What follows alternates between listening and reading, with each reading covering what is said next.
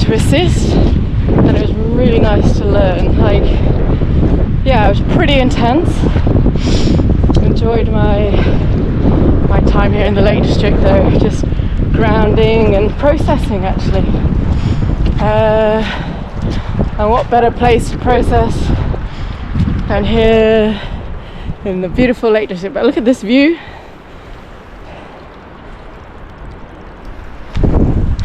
Super nice. But I'm just going to head up here and explore. I actually came here quite a while ago, when I was doing my dip a day challenge, my alphabet dip a day. So it's so nice to come back. Yeah, and I suppose on the retreat, it kind of made me realise that initially in my 20s and 30s and a little bit in my 40s, that I was afraid. I didn't know what it meant, but I was afraid of not living to the fullest. And there's been, especially on social media, and yeah, I've just hit another realization with that. So what did that mean? Afraid of not really living, like just in case people didn't like me, just in case people judge me. I would say people judge me for not knowing the full story. There's always two sides to a story, and I'm not afraid to speak my truth. And maybe some people can't handle my truth. But anyway, it's judged nevertheless. And that kind of made me think, oh, what should I do? But anyway. Then it was like, if I'm afraid not to live, since my mum died, that had a profound effect on me. The energy of what she did before she died. It wasn't the fact that I got disinherited or she refused to see me, but it's the energy behind all that I think that has stuck with me the hardest to kind of figure out, or just to have that acceptance and integration in my life. But she has left me with a beautiful gift to question dying, and I kind of wondered what my relationship is for dying, as I never really thought about it before, other than the fact that I wanted to be like James Dean and not survive until beyond 30. And then 30 and a day came, and I was like, oh heck, what do I do with my life now? Yeah, so I was listening to Wim Hof and his journey, and he is saying, the famous line is like, he's not afraid of dying. He's afraid of not to live fully. And I kind of understand that now. So to live in your shadows, for me, is not cool. But then does that mean, what's my relationship to dying in order to not to live? So it's like the two sides of the coin where I've had to flip it around. What's my relationship to dying? Do I have fear of dying? And I suppose the answer right now is no, I don't. If I die tomorrow, then all good. I have my affairs in order. The people know what I think about them. My brother and I are good. Yeah, there's no regrets, no fear, and all with joy. So, but not that I'm planning to. No one actually plans to die, do they? Maybe no one actually knows when their last breath will be. But anyway, I think it's really healthy to talk about these kind of things. So, and then that made me flip. If I'm not afraid of dying, then again, it comes back to I'm afraid not to live fully. So, which is super cool. And a really nice way to look at it, so you just kind of flip it around. Yeah, and I really like the thought process of that. So I never really thought about death before, because I was too caught up in my fear of living. So much of my life was shaped by avoidance, avoiding pain, avoiding my truth, avoiding my shadow, avoiding myself. And that avoidance created a hollow kind of living. If I'm honest, it's what led to my burnout in 2015. I was caught up in the illusion of success, stuck in repetition, slowly forgetting what it feels like to be truly alive. So it brings back to the heart. The heart has always been humanity's oldest suspect, the seat of the spirit, intuition, truth. It reacts before I even know what I'm feeling. It betrays me when my mind insists that I'm fine, whilst my chest whispers the opposite. And then there's the mind, the untouchable space between worlds.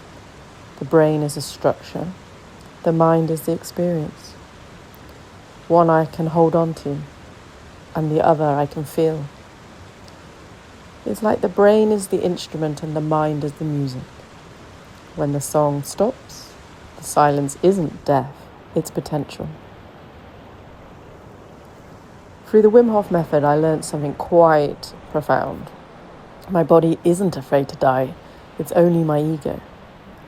Fear lives in the chemistry of the body, and when I change that chemistry through breath, through cold, through love and compassion, fear begins to dissolve.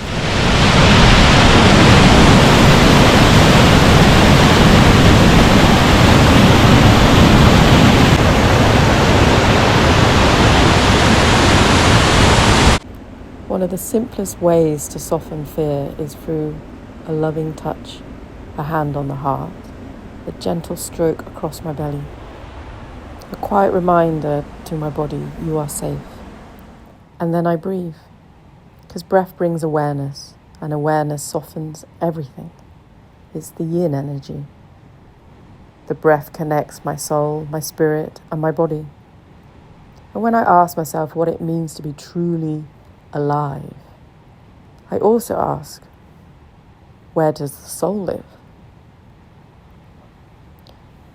Maybe it isn't about an organ at all. Maybe the soul is movement, breath, awareness, the spark behind every I am that rises before thought. Maybe the soul is part of me that notices the living and the dying. Because here's the truth most people refuse to look at. You can be alive and still not be living. You can breathe every day and still feel dead inside. You can smile, show up, function, while something essential in you stays unexpressed, untouched, and unmet.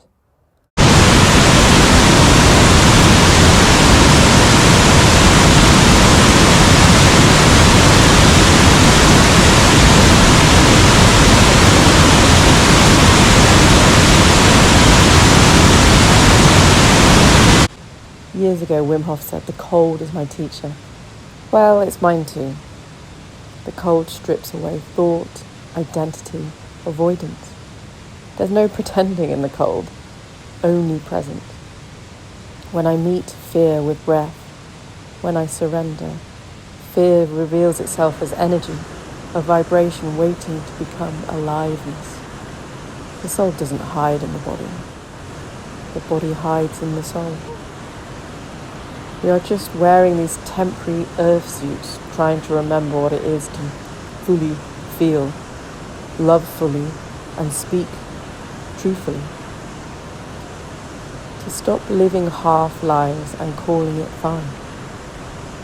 Because the real question was never, where is the soul? It's, when did I stop living from it? And what would it take to come back to life again?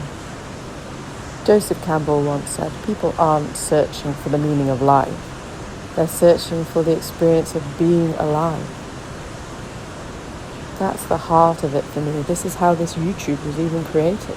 I live for moments and memories. To be alive is to embrace everything The light, the dark, the drama, the death, all parts of one great play that I'm learning to inhabit fully. My shadow holds maybe 3 fears: the fear of living, the fear of dying, and the fear of not living. When I face them, truly face them, awakening begins. Fear becomes creativity, purposelessness becomes purpose, avoidance becomes embodiment.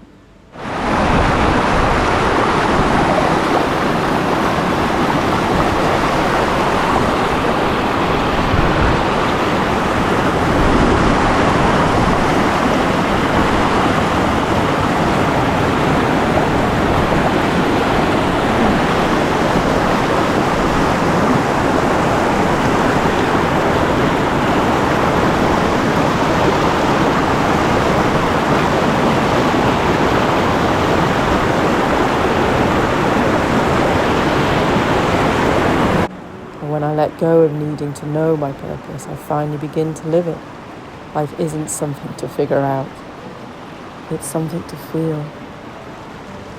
Real fulfillment comes through service for me, not as a title, not as a way of being, but just being authentic, being human, by being whole. Even in my darkness, I find beauty, and I'll circle around on this a bit later. My demons become teachers. My dramas become transformation. And transformation always reveals light. So this year, I've been questioning a lot. Immortality isn't a fantasy. It's not about living forever. Well, for me it's not. It's realizing that presence never dies. When my body, my story, my roles fall away, awareness remains. And that awareness, I cannot die. I am the breath beyond fear. I am the stillness beyond death. I am life, eternal, radiant, total.